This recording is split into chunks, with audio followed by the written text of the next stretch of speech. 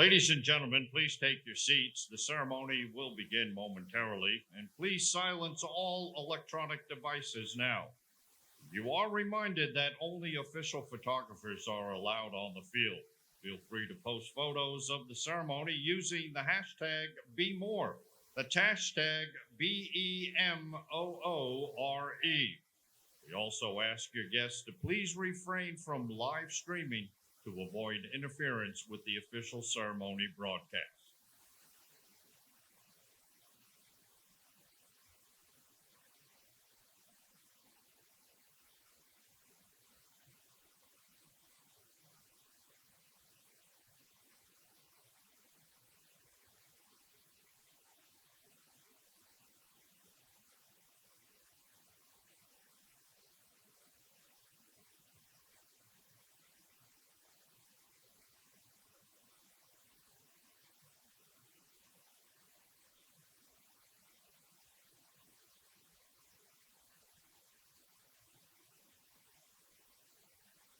Distinguished guests, community leaders, veterans, fellow soldiers, family, and friends, good morning.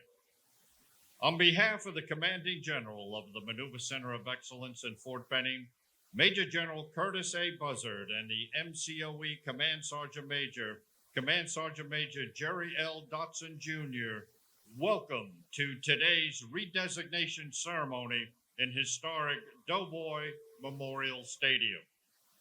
Funded by soldier contributions in 1925, this field has sponsored sports events and important ceremonies for nearly 100 years. The medallions on the outside walls represent the symbols of all the combat divisions that served in World War I and honor the troops who served in France and Belgium in 1918. Today, we remember and honor two of the finest Americans our country has ever known as we redesignate this installation as Fort Moore in honor of Lieutenant General Harold G. Moore, Jr. and Julia Moore. Attending today's ceremony are the Honorable Skip Henderson, Mayor, City of Columbus, Georgia, and Mrs. Henderson. The Honorable Brendan Owens, Assistant Secretary of Defense for Energy Installations and Environment. The Honorable Carol Ensign, County Manager, Talbot County, Georgia. The Honorable Kevin Brown, Mayor, City of Buena Vista, Georgia, and Mrs. Brown. The Honorable Eddie Lowe, Mayor, City of Phoenix City, Alabama. The Honorable Fred Copeland, Mayor, City of Smith Station, Alabama. The Honorable Ron Anders, Mayor, City of Auburn, Alabama.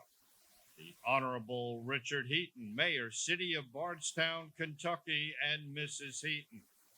General Gary M. Brito, Commanding General, Training and Doctrine Command, and Army Senior Representative. Command Sergeant Major Daniel T. Hendricks, Command Sergeant Major, Training and Doctrine Command. General Gustavo Acosta, Commander of the Special Operations Group for the Ecuadorian Army. Admiral Michelle Howard, U.S. Navy retired and Chair, DoD Naming Commission. Colonel Walter Joe Marv, U.S. Army retired and Medal of Honor recipient. Lieutenant General Ken Keene, U.S. Army retired. The Honorable Ed Harbison, Georgia State Senator, District 15. The Honorable Debbie Buckner, Georgia House Representative, District 137. The Honorable Teddy Reese, Georgia House Representative, District 140. The Honorable Carolyn Hughley, Georgia House Representative, District 141. The Honorable Chris Blackshear, Alabama House Representative, District 80. Mr. John Hargrove, Civilian Aide to the Secretary of the Army, Georgia West. Mr. John Phillips, Civilian Aide to the Secretary of the Army, Georgia North. Ms. Angela Odom, Civilian Aide to the Secretary of the Army, Georgia North. Commissioner Trish Ross, Georgia Department of Veteran Services. Mr. Michael Brody, Veteran Experience Officer, Department of Veterans Affairs. Mr. Daniel Klipstein, Assistant Deputy Chief of Staff, Army G9. Mr. Michael Formica, Assistant Deputy Chief of Staff G357, Training and Doctrine Command. Major General Stephen Smith, Commanding General of the 7th Infantry Division, and Mrs. Smith. Command Sergeant Major Timothy Lawless, Command Sergeant Major, 7th Infantry Division, and Dr. Lawless. Miss Deidre Dixon, Regional Chief Executive Officer for the American Red Cross and Georgia. Also joining us today are the children of Hal and Julia Moore, Harold Gregory Moore III, Stephen Moore, Julie Orlowski, Cecile Rainey, and David Moore, along with their families. Music for today's ceremony is provided by the Maneuver Center of Excellence Band, commanded by Chief Warrant Officer 5 James Betancourt. Today's vocalist is Sergeant First Class Emily McAlis Juergens from the U.S. Military Academy Band, and accompanied on piano by Sergeant Matthew Twaddle of the MCOE Band. The salute battery is from the 198th Infantry Brigade. The officer in charge is First Lieutenant Andre French, and the non-commissioned officer in charge is Staff Sergeant Ryan Lawrence. 2 helicopter flyovers will take place during today's ceremony. First, a UH-1 Huey flyover. It's the same aircraft then Lieutenant Colonel Moore used in Vietnam. It will be conducted by the Friends of Army Aviation in honor of Lieutenant General Hal Moore, Julia Moore, and Fort Benning's contributions to the nation for more than a century. Then a UH-60 Black Hawk flyover will be conducted by the Airborne and Ranger Training Brigade. Now, ladies and gentlemen, please stand as you are able as the MCOE Command Chaplain, Colonel Scott Kuhlman, comes to deliver the invocation and remain standing for honors and the national anthem.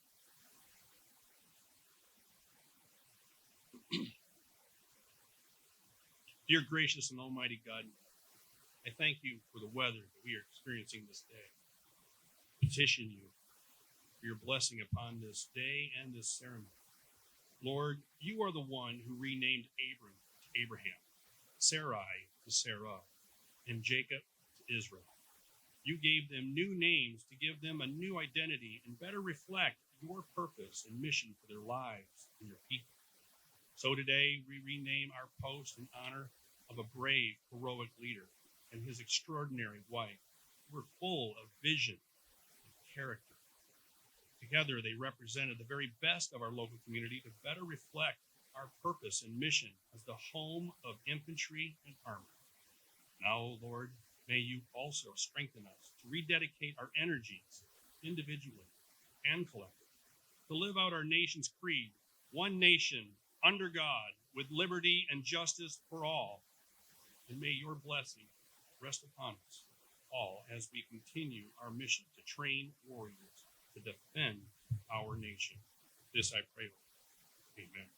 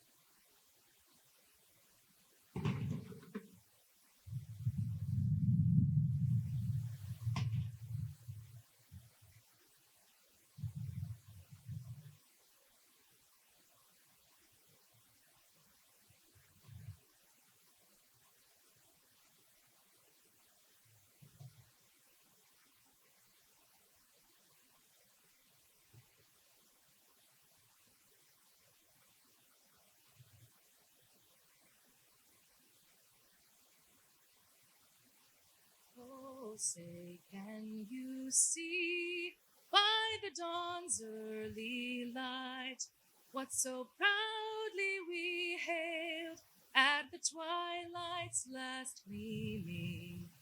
whose broad stripes and bright stars through the perilous fight o'er the ramparts we watched were so gallantly streaming.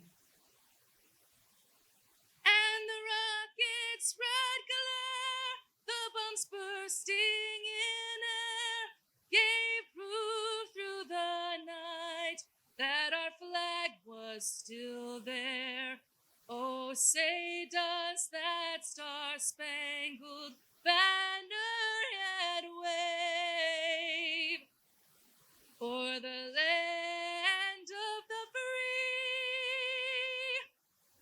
and the home of the brave.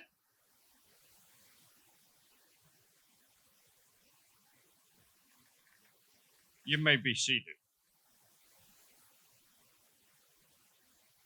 The history of Fort Benning goes back more than 100 years when October 7, 1918, the first site of the fledgling Camp Benning was established on 84 acres of land off Macon Road in Columbus.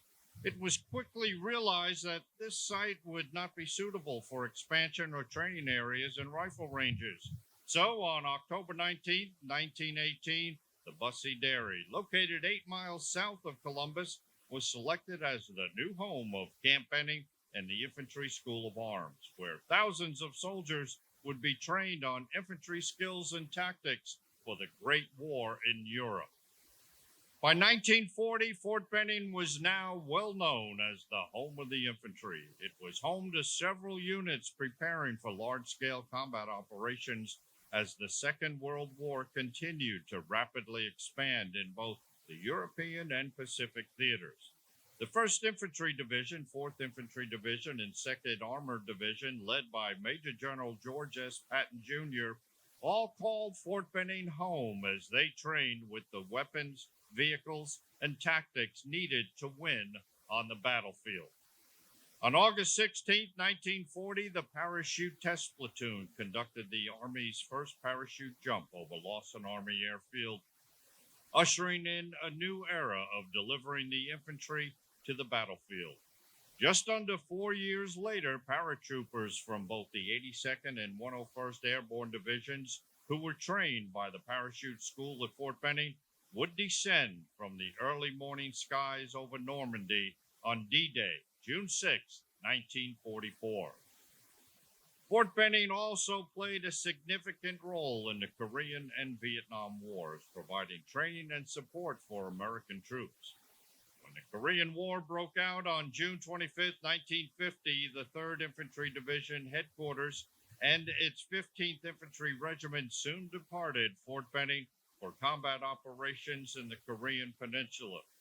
Ranger training began in September 1950, expanding into the establishment of the Ranger Department in October 1951, with the first Ranger class graduating March 1st, 1952.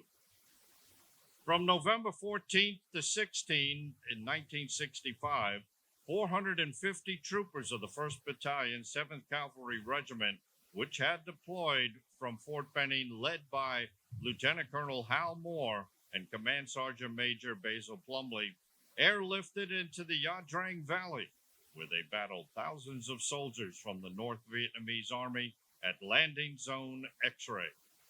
As a cornerstone of Training and Doctrine Command, or TRADOC, established in 1973, Fort Benning would remain in the forefront of new weapon systems and organizations within the Army. In May 1982, the first 2 Bradley fighting vehicles arrived and were assigned to the 1st Battalion, 29th Infantry Regiment, tasked with training new Bradley crews and master gunners for the Army. On August 3, 1990, Iraq invaded Kuwait. Within a few days, Operation Desert Shield began to defend Saudi Arabia against potential attack by Iraq. Fort Benning trained and mobilized thousands of soldiers who deployed to the Persian Gulf. The 1990s saw Fort Benning support a myriad of peacekeeping and contingency operations around the world. Most notable, U.S. participation in Operation Restore Hope in Somalia, where the Rangers of Company B, 3rd Battalion, 75th Ranger Regiment participated. After the terrorist attacks on September 11, 2001, the global war on terrorism began, rapidly increasing the training, education, and operational tempo of both the infantry school and other units here at Fort Benning. The 3rd Brigade, 3rd Infantry Division, stationed on Kelly Hill, deployed to Kuwait and participated in the ground invasion of Iraq during Operation Iraqi Freedom in March 2003. The 75th Ranger Regiment, with elements of the 3rd Ranger Battalion, Ranger Special Troops Battalion, and the regimental headquarters, conducted continuous deployments in support of combat operations in both Afghanistan and Iraq. All functional courses conducted by the infantry school quickly grew in response to an urgent need for training in counterinsurgency operations.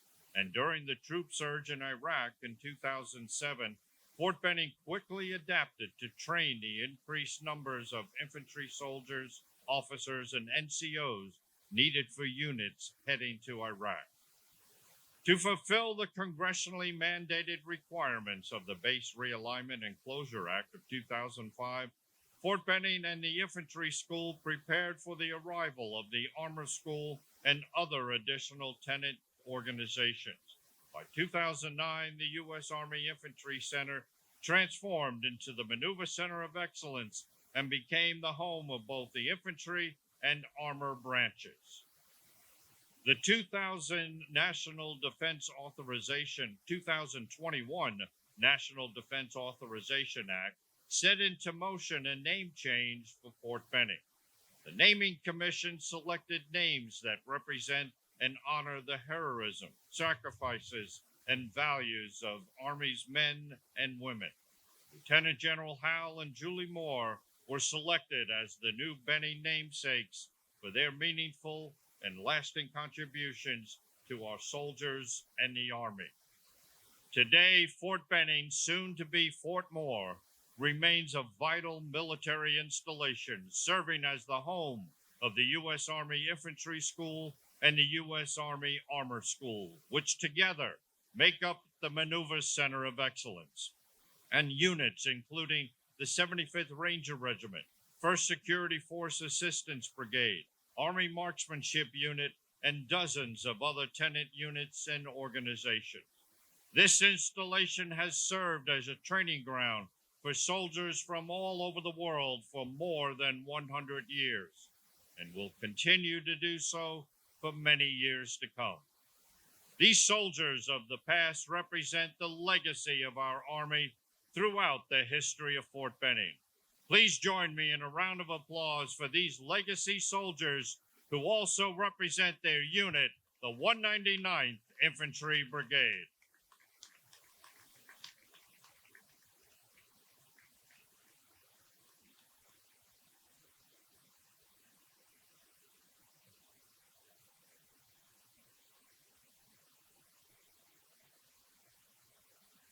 At this time, Colonel Colin Malley, the Garrison Commander, and Command Sergeant Major Michael Sanchez, the Garrison Command Sergeant Major, will now case the Fort Benning Garrison colors, symbolizing the final chapter in Fort Benning history.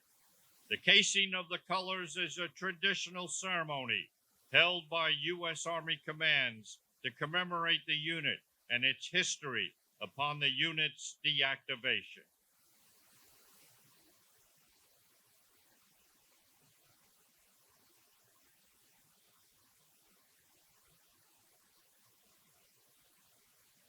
The custodian of the colors, Sergeant Major Nicole Brannon, lowers the organizational colors, allowing the Garrison Commander and Garrison Command Sergeant Major to place the case over them. Every command, brigade, or regiment in the U.S. Army has a distinctive flag assigned, which symbolize a unit's lineage, its honors, and its identity. This flag is known as the colors.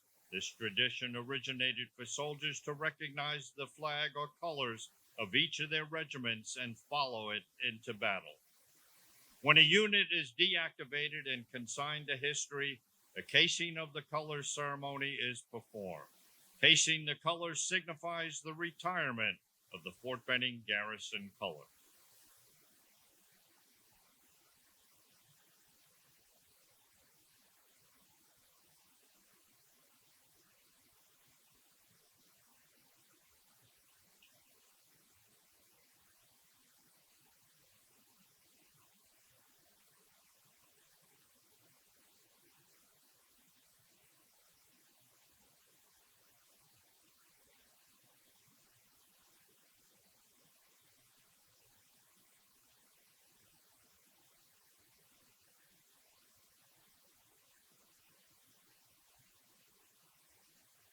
At this time, Private First Class Madison Paul marches the Fort Moore Garrison colors forward.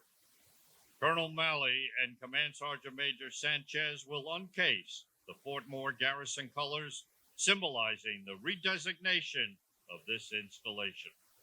The Fort Moore Garrison colors consist of the Installation Management Command distinctive unit insignia and Fort Moore scroll. These colors represent the pride and spirit of the soldiers and civilians who serve under them, providing sustainment, support services, and base protection, ultimately empowering a high quality of life for those who live, work, and rely on the installation and this community.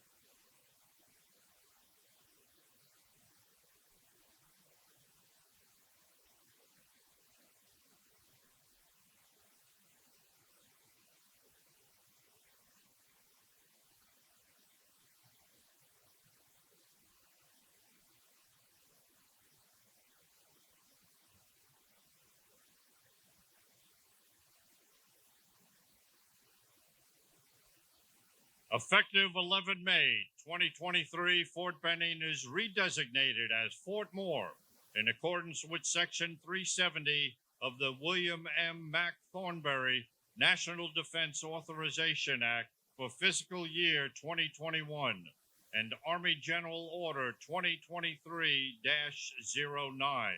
Signed, the Honorable Christine E. Wormuth, Secretary of the Army.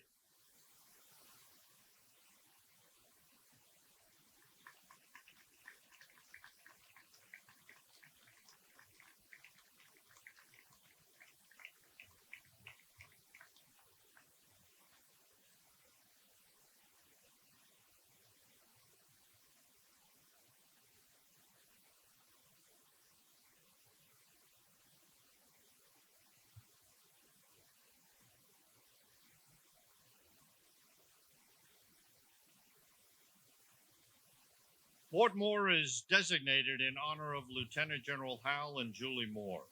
Hal Moore graduated from the U.S. Military Academy in 1945 and retired after 32 years of active service. His notable assignments included occupation duty in Japan, serving with the 82nd Airborne, testing experimental parachutes, NATO, and multiple Army staff assignments. During outpost battles of the Korean War, Hal commanded Rifle and Heavy Mortar Company, served as a Regimental Operations Officer and a Division Assistant Operations Officer, earning 2 Bronze Star Medals for valor. In Vietnam, Hal commanded a battalion and a brigade in the 1st Cavalry Division. Following command at the 7th Infantry Division in Korea, Hal commanded the Training Center at Fort Ord, California in 1971. During both assignments, he is credited with solving deeply rooted racial unrest and redeveloping unit-level combat effectiveness. 1974, Hal served as the Deputy Chief of Staff for the personnel in the U.S. Army, where he worked to rebuild the Non-Commissioned Officer Corps which had been nearly destroyed by the Vietnam War. Fort Moore is unique in recognizing military spouses and families as personified by Julie Compton Moore. The daughter of Army Colonel Julie lived every aspect of military family life, starting with her birth in the Army Hospital at Fort Sill, Oklahoma in 1929. Julie is most noted for her leadership in supporting Army spouses and families, responding to the flood of casualties notifications after the Vietnam Battle of Nha Trang. Through her efforts, the Army changed its casualty notification policy to require uniformed personnel to deliver the notices, practice that continues to this day. The Army established the Julie Compton Moore Award in 2005 to recognize civilian spouses of soldiers for their outstanding contributions. From her teenage years, Julie became a lifelong Red Cross volunteer.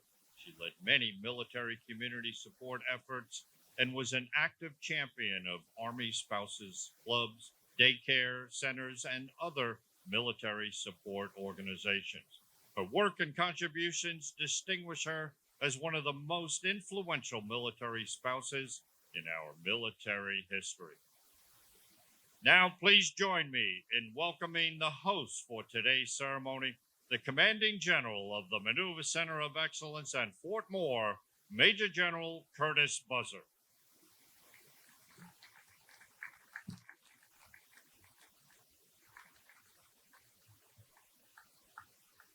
Thanks, Steve, and good morning. And it's great having you back on the microphone. And I think the Moores are looking down on us today with some great weather, a little overcast, little breeze, taking care of soldiers once again.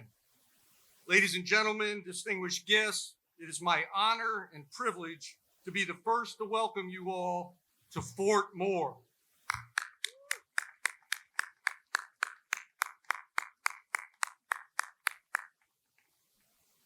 And thank you for attending this historic event. I can't begin to tell you how truly honored and humbled I am to be the commanding general for this ceremony. This stadium is filled with heroes from every generation, and today we honor two of our nation's very best. Welcome to all of our elected officials and staff representatives, community and business leaders, Senior Department of Defense and Army civilians, General Brito, sir, the Senior Army Representative and former commander here, other active and retired general officers and sergeants major, veterans, senior leaders from the American Red Cross, and I could go on and on. Your attendance speaks to the importance of this event and the great partnership we have with the Chattahoochee River Valley. A few special welcomes. First to the Moore children, Greg, Steve, Julie, Cece, and Dave, and to your families, over 50 of you. Thank you for making the trip. Thanks for sharing your memories and the stories about your parents to help us even better appreciate their character.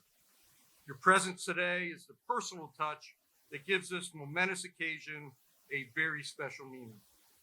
We also have a Medal of Honor recipient in our midst, Colonel retired Joe Marm, who led 1st Platoon Alpha Company 17 Cav in Vietnam, Lieutenant General Moore's battalion.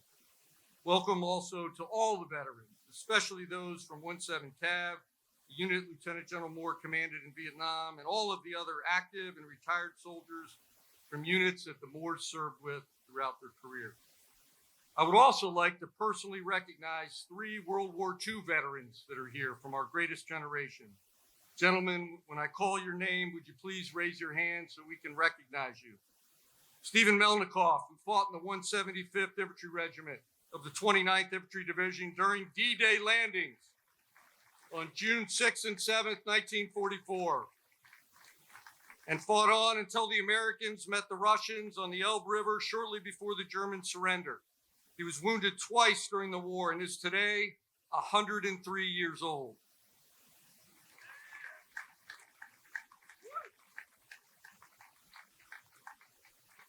Harold Radish.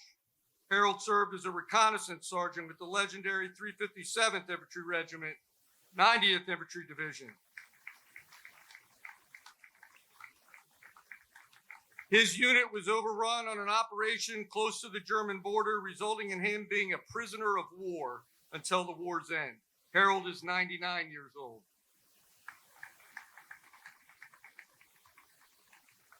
And lastly, Donald Cobb. Donald served in the U.S. Navy from 1943 until 1945.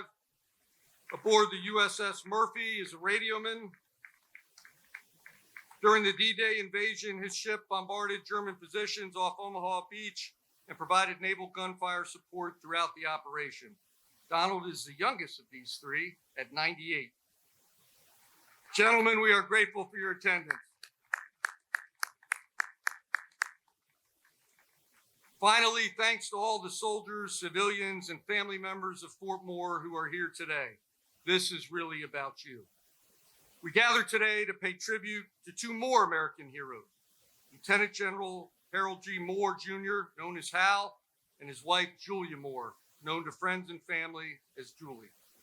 Hal and Julie were dedicated to each other, their children, and above all, soldiers and their families, and were servant leaders and people of extraordinary character. The relationships the Moores created and instilled in soldiers' spouses in this community during their career, and especially throughout the Vietnam War, were catalysts for the Army and forever changed how we value and take care of our own. The impact they had on families still resonates throughout our ranks to this very day. Prompted by his father, Hal's goal of attending the United States Military Academy at West Point took shape during his teenage years. In 1940, he accepted a patronage position at the Senate Book Warehouse that required him to drop out of high school. So Hal finished school at night. During the day, he stalked the halls of Congress in search of an appointment to West Point. 2 years later, he received an appointment to the United States Naval Academy. Supposed to be a little laugh there. Never won for second place, Hal convinced the Georgia congressman, there it is. Yes, a Georgia congressman to swap an unobligated West Point slot for his Kentucky-sponsored appointment to Annapolis. From the beginning, Hal displayed tremendous leadership potential at West Point. He was committed to his values, always exemplifying personal and moral courage.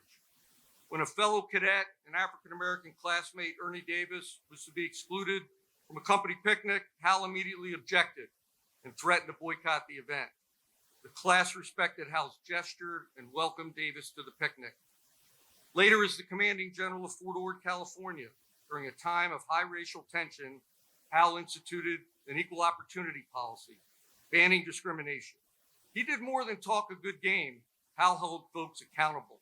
Through his actions, once again set the example, always emphasizing competence, judgment, and character, with character being the most important.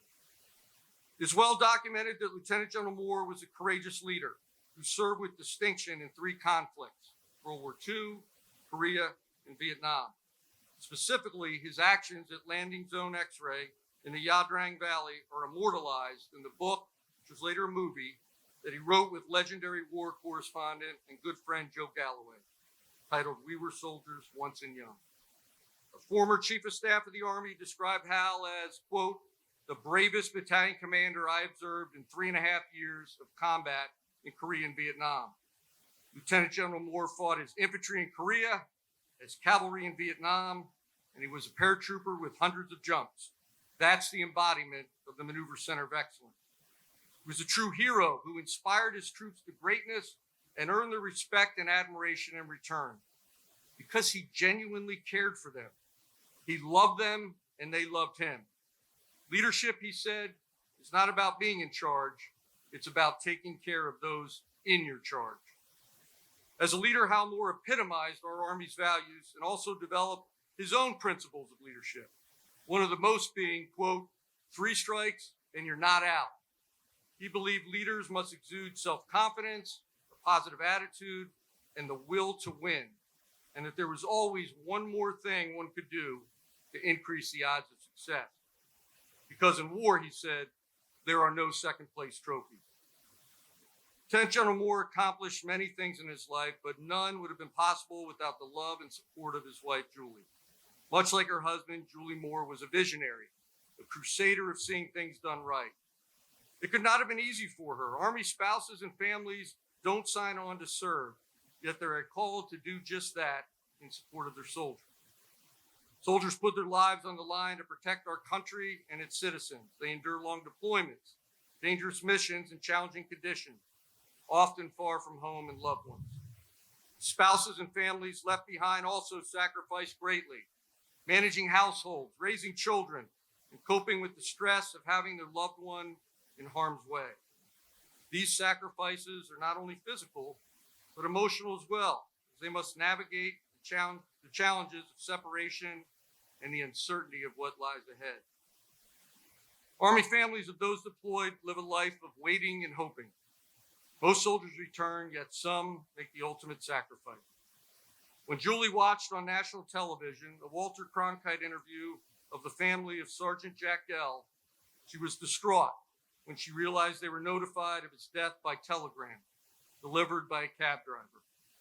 Not only saddened by the loss, she was upset that she didn't know about the death and wasn't there to comfort the family. The tragedy inspired Julie Moore to attend the notifications and the funerals of as many of her husband's fallen soldiers as she could. Only our Gold Star families truly understand the sacrifice and pain of losing a loved one in combat. Later this morning, you'll hear from Sergeant Gell's wife, Mrs. Rebecca Gell Workentine. May I ask Mrs. Workentine and all Gold Star spouses and families in the audience to please stand.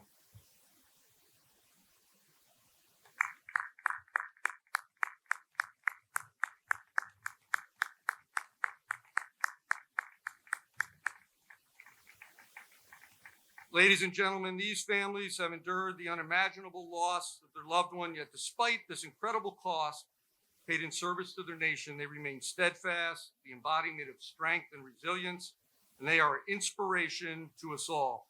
We owe them a debt of gratitude for their sacrifice for our nation.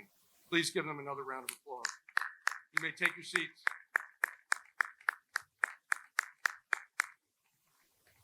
I would like to ask Sergeant First Class Macaulay Sturgins to share one of the Moore's favorite songs, She Wore a Yellow Ribbon, as a tribute to our Gold Star spouses and families.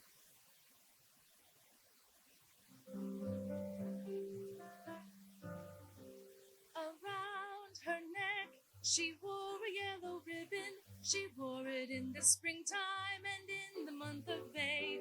And when you ask her why the heck she wore it for her lover who was far, far away, far away, far away. She wore it for her lover far away. Around her neck, she wore a yellow ribbon. She wore it for her lover who was far, far away.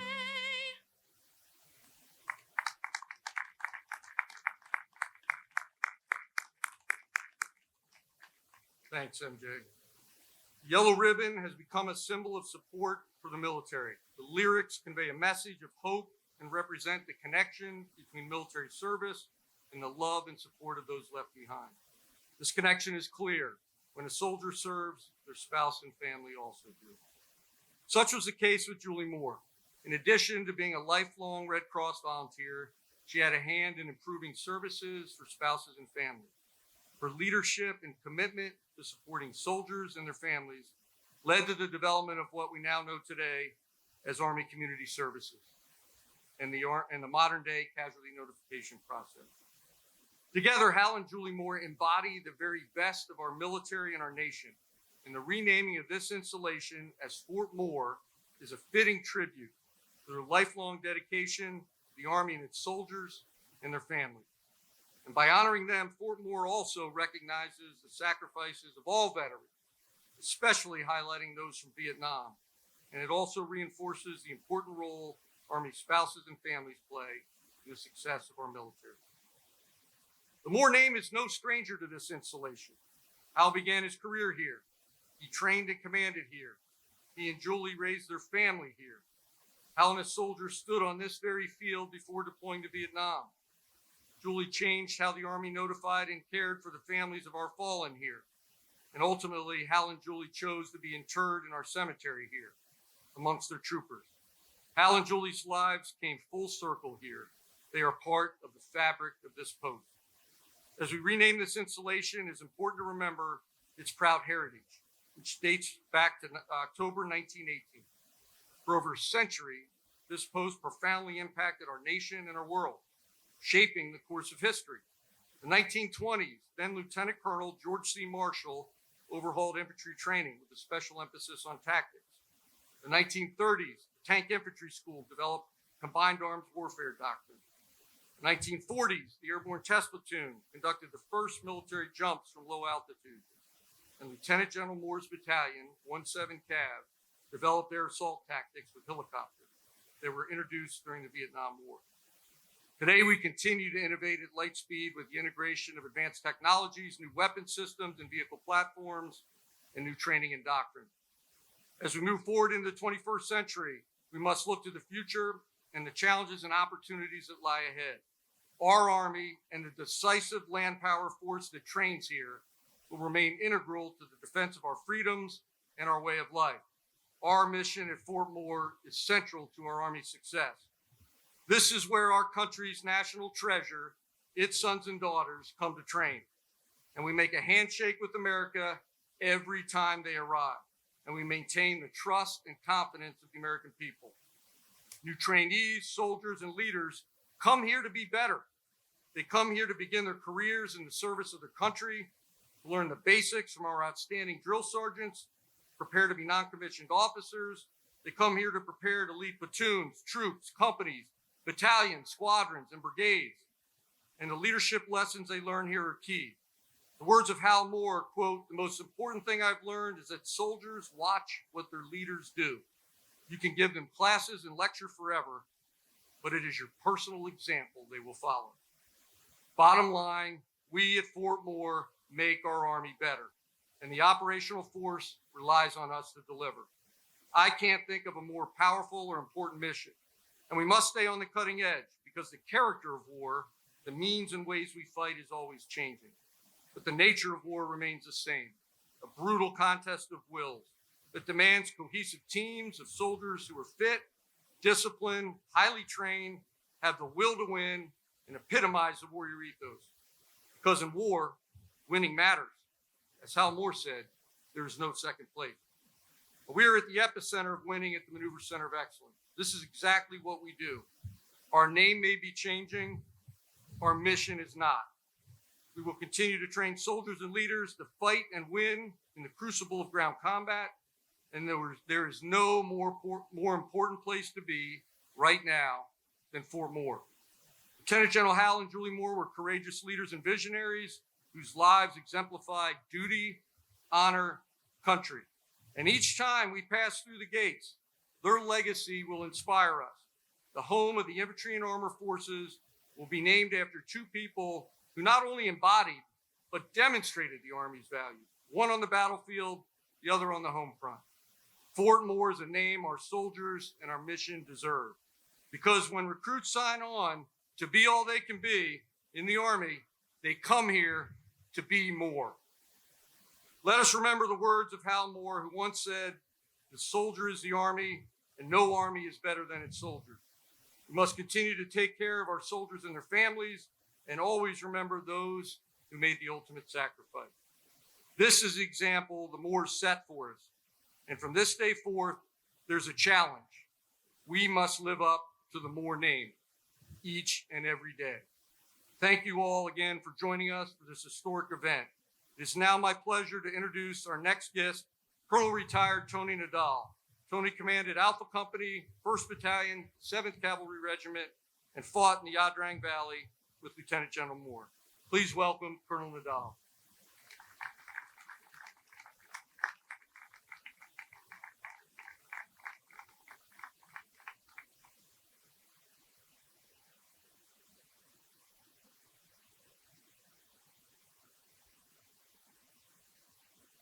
General Buzzard, distinguished guests, ladies and gentlemen, and fellow troopers in attendance who were fortunate enough to fight in Vietnam under the leadership of then Colonel Harold J. Moore.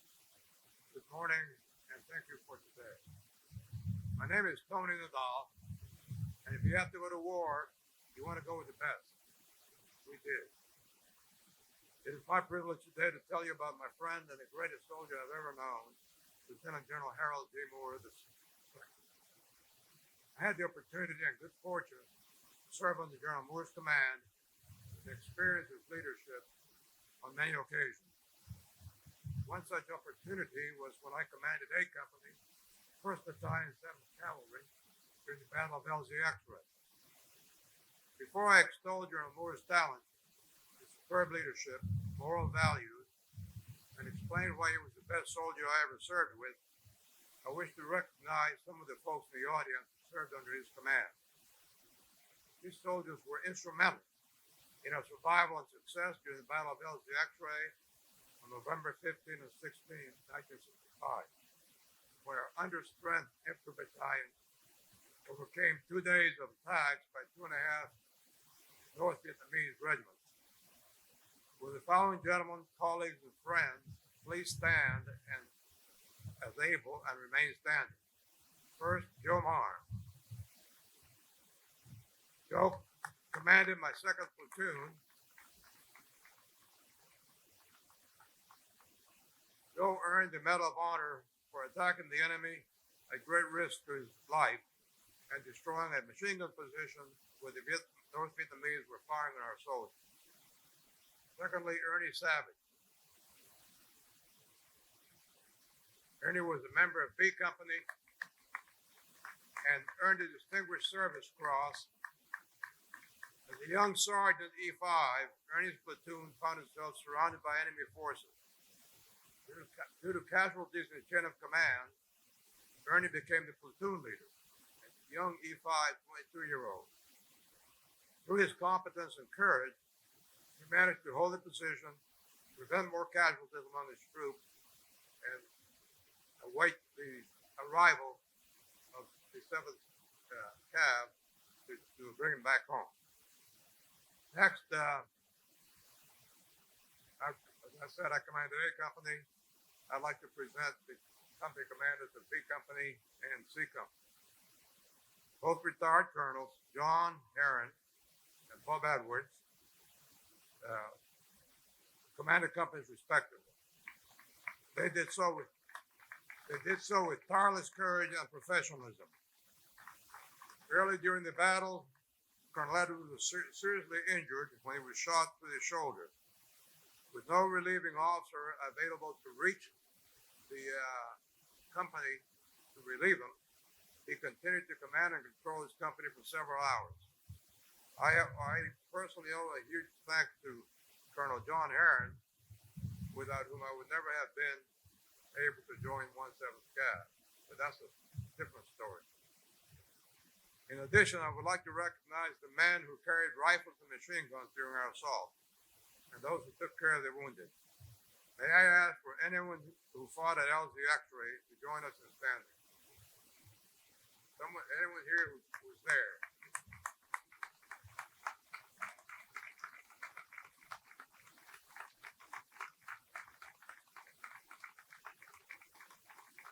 Now, would all veterans of the Vietnam War please stand?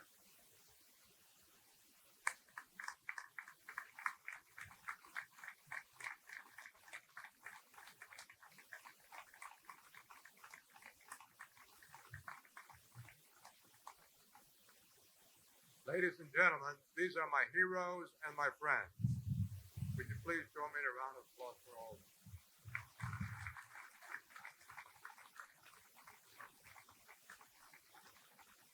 Thank you. Some great men aren't here to stand with us today because they died in service to the country in the Adrang Valley. One of these men was Sergeant Jack Gale, who was my communications sergeant and good friend. I have to tell you, he was more than that. He was an organizer.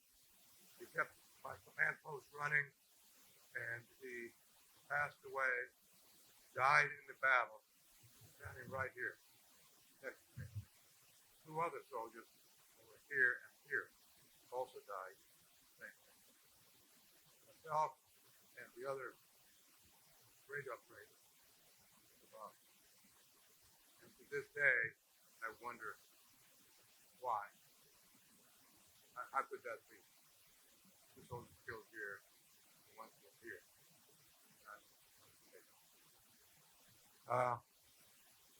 With this, I would like to present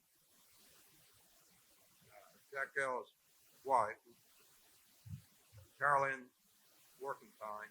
Oh, I'm sorry.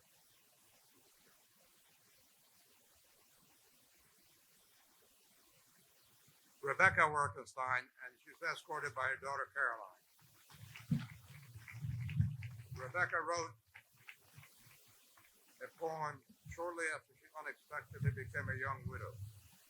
This was understandably a very dark time in her life and in the lives of many young families of men assigned to 7th Cavalry Regiment. Becky? Thank you and good morning. My name is Rebecca Gale Workington, and I wrote this poem in memory and honor of my late husband, Sergeant Jack Gale. It's called The Angels Cried With Me. The angels cried with me. No one knows how much I cried. No one knows how many times I wished I died. Is life just a cruel game? A test to see who remains sane? Hours on end staring at the falling rain. Only God, the angels, and I feel this pain. The angels cry with me, or so I say. It helps me get through another day. My children ask, Mommy, why are you crying? I hug them close and talk about dying. God leaves us here for a reason, and He calls some home every season. You see, the rain must really be all the angels in heaven crying with me. God called your dad to be with them.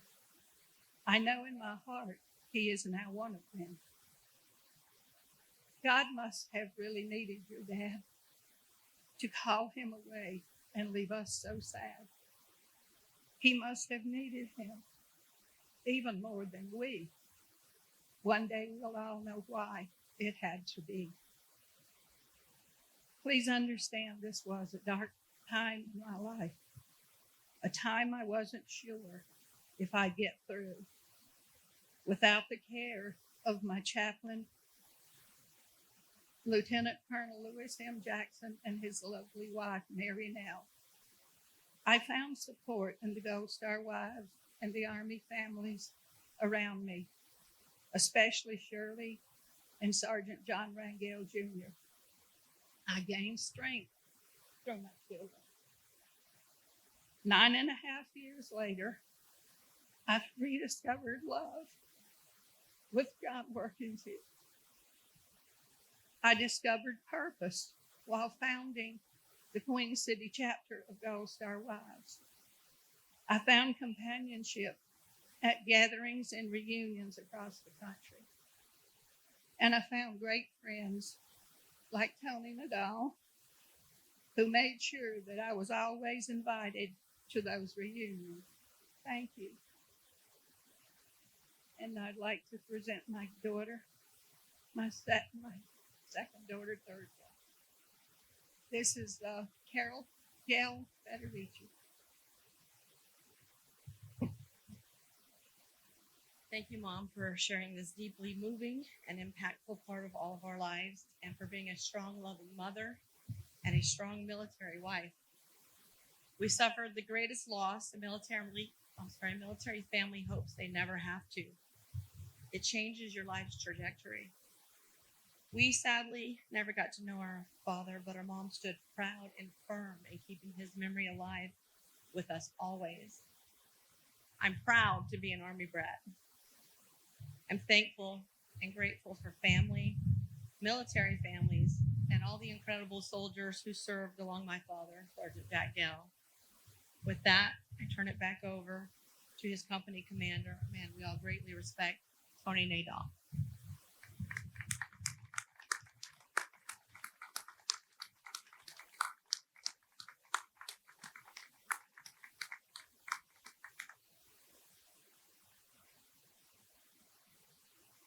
Thank you, Becky, for your beautiful, inspirational words that touched my heart and like the many others here today.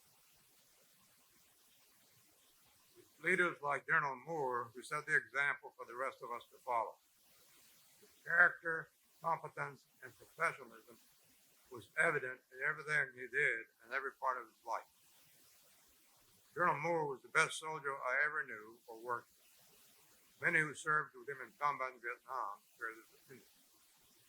I worked with General Moore in several capacities, besides commanding A Company during the Valley Military X-ray, as well as the Bonkum on other battlefields. I was also the S-3 operations officer of the 2nd Battalion, 7th Cavalry, when General Moore commanded the 3rd Brigade of the 1st Cavalry Division. Years later, he assisted me by allowing the Army's organizational section in school to be established in Fort Hill, California, when he was post commander there.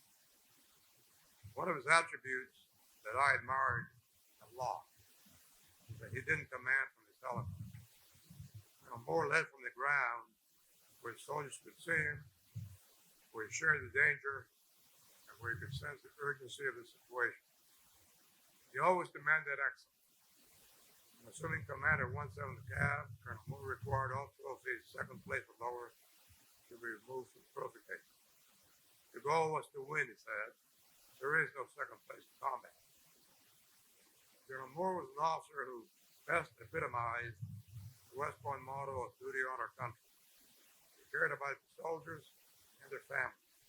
He knew how to talk to soldiers. A great example, one not too many people know about, General Moore, after the return from LZX ray tour of duty in Vietnam, visited the families of our fallen brothers on his own time and his own example. He didn't go for accolades, he went because he cared. He also knew the profession of arms, including weapons, equipment, and tactics.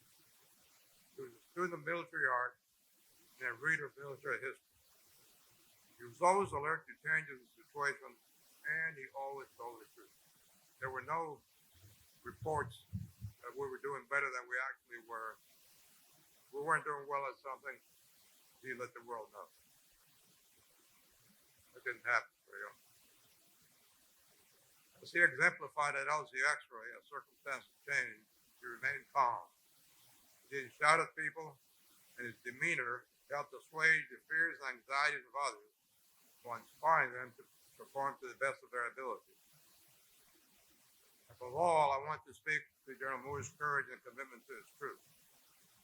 An example, an evening of November 15th, an infantry company from the 2nd Battalion, 7th Cavalry Regiment, was attached to it. Next day, our second day of fighting, Colonel Moore and Sergeant Major Plumley joined that company in an infantry assault, which resulted in 26 enemy soldiers killed and a withdrawal of the enemy's attacking force. Colonel Moore's presence with that rifle company was an act of leadership. Through actions, not words, he showed those men that were important. Through his actions, he built teams. Through his actions, we emerged victorious. He made us, all of us, better leaders by his example. Hal Moore was a great soldier and a man I admired. I'm referring to him as Hal because that's the way I remember him, as my ultimate role model and as my friend of many years. Hal Moore's service made me better. He made his soldiers better. He made the Army better. The naming of this post in honor of Hal and Julie will serve as a beacon to inspire the many young men and women who follow them with honor, integrity, and allegiance in service to the country. One such man who followed Hal's great legacy is Hal and Julie's youngest son, David. Dave, like his father, is a West Point graduate and retired from the U.S. Army after 27 years of service in the rank of colonel. Please join me in welcoming him today. Thank you. Thank you.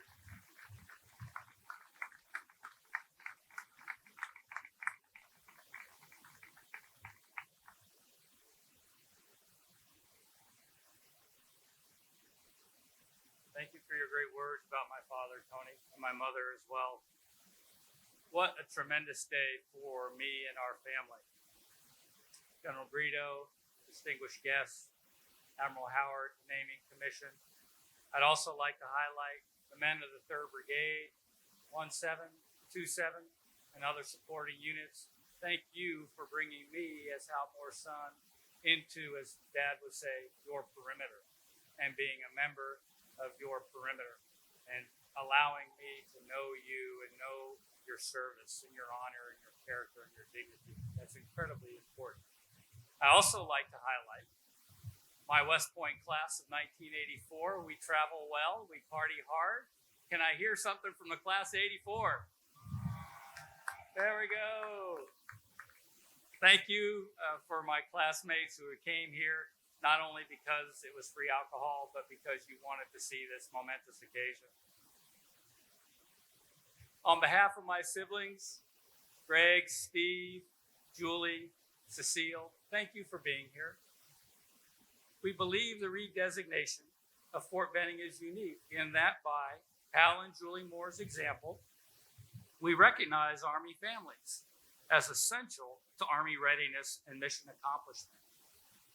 Among all bases, Fort Benning stands alone since this redesignation is not solely about a name or one person's achievements, but instead it is about personal character, represented by Army values, reinforcing the fundamental truth that soldiers fight as a team.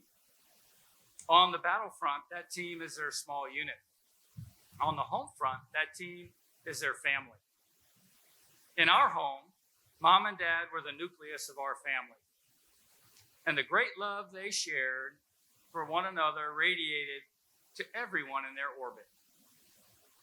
In recognition of their love for each other, I'd like to share with you one of their favorite songs. Anytime they were at home and Anne Murray's Could I Have This Dance came on the radio, they would stop what they were doing and dance together. Sergeant First Class McAllister has offered to sing us a rendition for us today.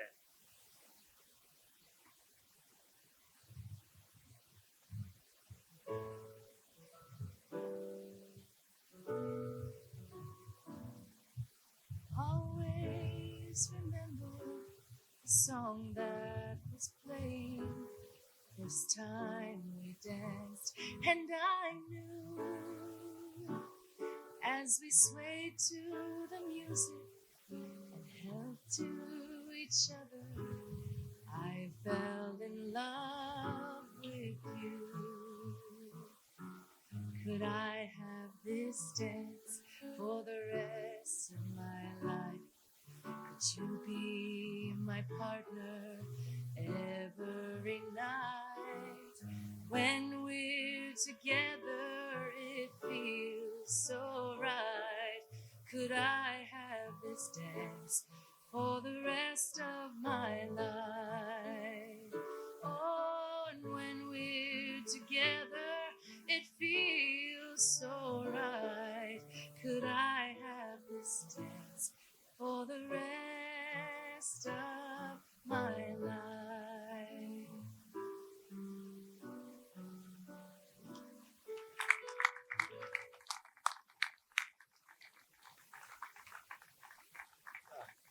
Thank you, Sergeant MJ. After hearing her in the rehearsals, I told her she has to get on Spotify because I want to hear all her music and her wonderful, wonderful voice. Mom and Dad's life was founded upon love. Love of God, their country, and love of the Army. My Army, as they would say. We remember our parents because of this love and how they helped us grow and mature. That love is what we sincerely hope becomes the strength and foundation of Fort Moore. My two older brothers recall that when our family moved to a NATO assignment in Norway, Dad chose to put both boys, ages 8 and 9, in a Norwegian school. Not knowing the language, they were on their own to figure it out. Steve remembers his first class was in French, taught in Norwegian to a kid who understood neither language. On one occasion, Greg was with his schoolmates in Oslo, and a lost American couple came up and asked if anyone spoke a little English. The Norwegian kids promptly pointed to Greg, who provided directions in perfect American English.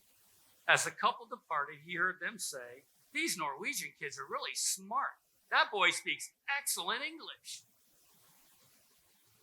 my father would not hesitate to put us in positions that demanded personal initiative and competence, the very same attributes he expected of his soldiers.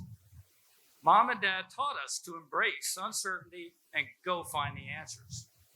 Mom would always say, bloom where you were planted. We proudly call ourselves Army brats. How we lived the Army life with Mom and Dad is fundamental to our outlook on adversity, change, and love.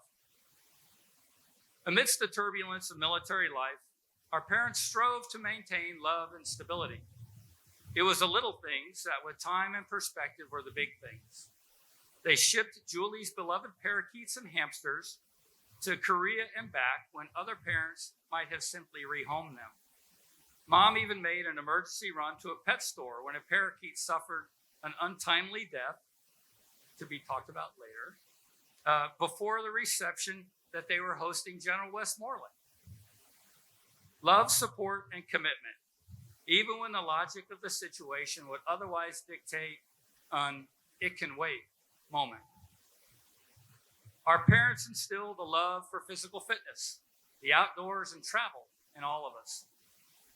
Dad was proud Greg and Steve became the youngest Americans to receive a gold medal from the Norwegian Ski Association for skiing 500 kilometers in a single winter. While assigned to Boston, we fished in New Hampshire. On one trip, I dropped a fishing pole overboard. Dad was concerned about losing a, quote, sensitive item. He volunteered my brother Greg to dive into the frigid water, and after repeated attempts, Greg exploded to the top with the fishing pole. I suspect my father subsequently secured the pole to my wrist with 550 cord, a skill that would come in handy years later at Ranger School. We fished, hiked, picnicked, and skied at many locations along our journey. While my sister Cecile was in high school, she was determined to go on a class ski trip, even though she'd never been on a ski slope. Dad found a local shop to teach her some basic moves that allowed her to survive the treacherous bunny slope. Of course, we children knew little of the demands of his work. Mom and Dad had very little free time, and yet they created these special moments for each of us. One of mine and Teresa's fondest memories now, but not then, was a chance encounter with Mom and Dad on Victory Drive in 1985. As we stopped by the side of the road to chat, Teresa kept her left hand deeply buried in her pocket. As I had not told my parents, I had popped a question and she was wearing an engagement ring. Mom zeroed in on that hand, and in an instant, there was no fooling that woman. When my sister was living with my parents in Auburn with her 2 small children, Mom and Dad welcomed the opportunity to provide a positive living environment for the girls. This time, my sister Julie dubbed our father Captain Fun. This was a title and way of life that both Mom and Dad embraced for the remainder of their lives. Mom would walk her grandchildren to an ancient oak tree and picnic with them, making up stories of who else sat underneath that tree. My parents firmly believed a leader's core responsibility is establishing a vision and creating a future. Upon retirement, the future they created themselves reinforced their core faith and character beliefs. They reoriented their lives to engaging with grandkids and skiing the Colorado mountains. Mom took her first job at the age of 49 as a cashier at a gift shop in Crested Butte, Colorado. She loved smiling and greeting countless visitors daily, convincing them to buy yet another pair of sunglasses, a task that would have driven my introverted father to complete surrender. It was well-known secret that Dad attended social events to gather intel on local fishing spots. My parents' faith in God was paramount. To quote Dad, the purpose of our lives on this earth is to make the cut for heaven. In his final years, the priest of St. Michael's Catholic Church would visit and offer communion. During one visit, the priest asked Dad if he'd like to confess any sins. Dad thought for a minute. He was quiet and popped up and said, "Can't think of anything." We all had a good laugh. Mom and Dad made the cut. They loved us. They loved the Army and soldiers. They were truly a command team whose service did not end upon retirement from active duty. Honoring battlefield commitment, Mom, Dad, and Joe Galloway began to write We Were Soldiers Once and Young. Across the 10 years of research and writing, their effort allowed the eye-drained troopers and relatives to renew their brotherhood, share their memories, and assuage their pain. My parents' phone number was public. Troopers would call the house, and more often than not, they would talk to Mom rather than Dad. We still feel their presence.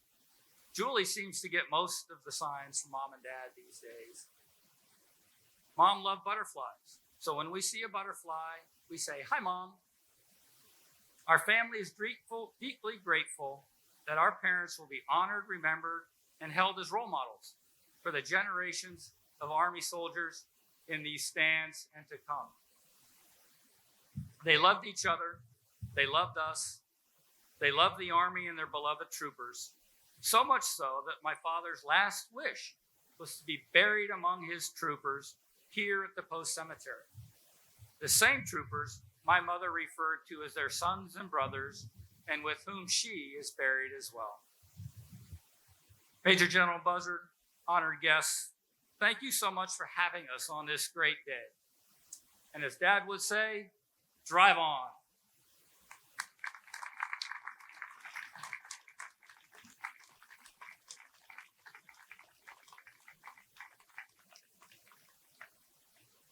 And now the Moore children join Major General Buzzard and Command Sergeant Major Dotson, Colonel Malley, and Command Sergeant Major Sanchez on the field for the unveiling of the Fort Moore signs. Please also direct your attention to the screens on the field. On your left, the 2022 MCOE Drill Sergeant of the Year, Sergeant First Class Thomas Harris, and his family, wife Blanca, and daughters Emma and Evelyn will unveil the Alabama Stone Gate sign for Fort Moore.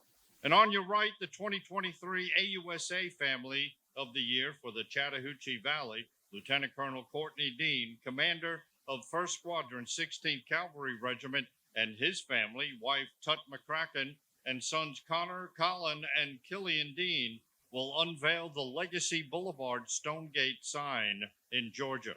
These unveilings were filmed in advance for the ceremony.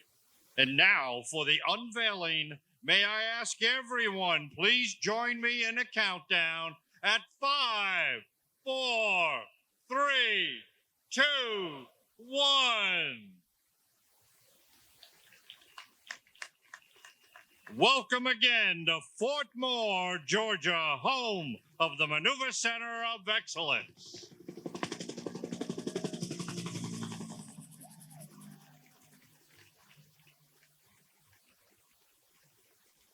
You have just seen a UH-1 flyover tribute by the Friends of the Army Aviation. The UH-1 or Huey is the aircraft then Lieutenant Colonel Moore and his troopers of the 1st Battalion, 7th Cavalry Regiment rode into battle in Vietnam. Please keep your eyes on the sky. We're in a moment of formation of UH-60s.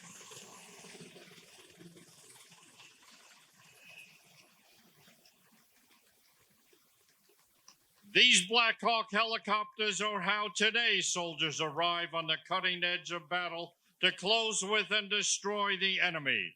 Together, these aircraft represent our past, present, as we move forward as Fort Moore. Ladies and gentlemen, please rise as you are able and join in the singing of the Army song led by Sergeant First Class Macalise Juergens, accompanied by the Maneuver Center of Excellence Band. Please sound off with me.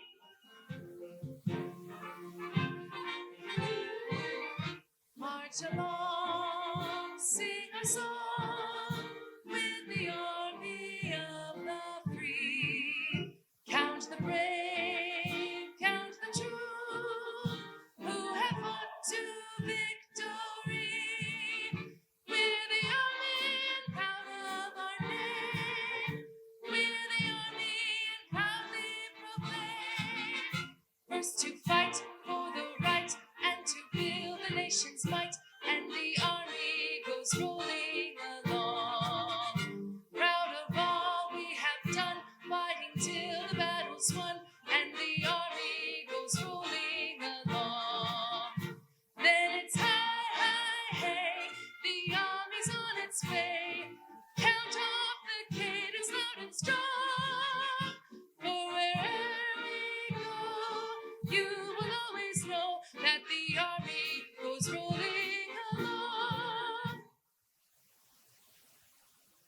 Please take your seats.